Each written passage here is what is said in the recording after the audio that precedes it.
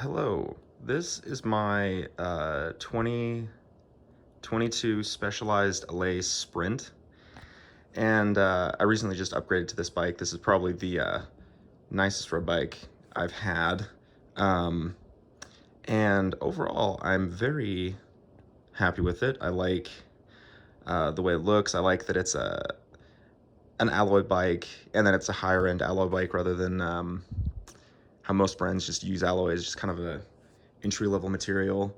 Um, so it has the Shimano 105 components, some DT Swiss wheels, and overall it looks very well made. A lot of people have conflicting opinions about the welds at the head tube and down tube and top tube, but I don't mind them. It doesn't seem to be that big of a deal.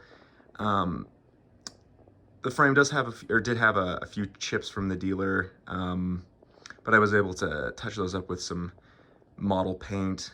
The only thing that I'm slightly concerned about and haven't gotten a real definite answer on is here at the head tube. I don't know if this is a mark from the tools that they use to make it, or if it's something that I should be concerned about, but it's this mark right here.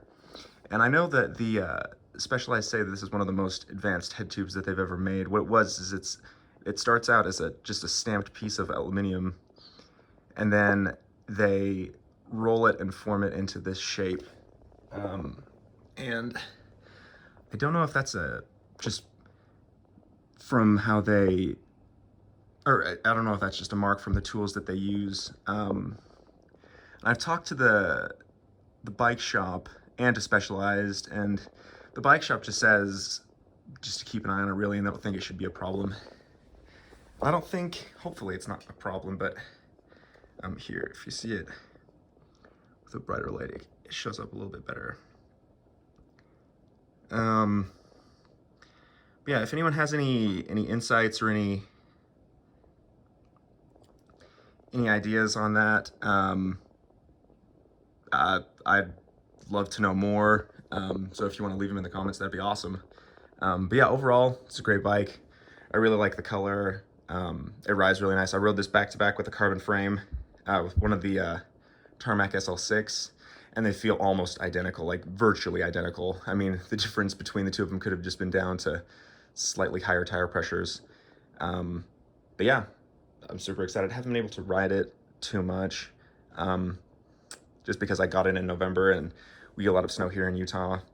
The only other thing to keep in mind is also, just make sure if you get one of these, make sure to read the owner's manual before you ride it and before you do anything with the seat post.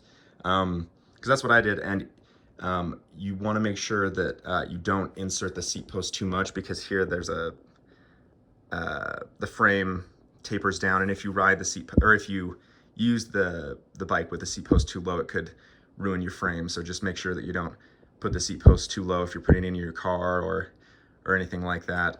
But that's the only thing to keep in mind.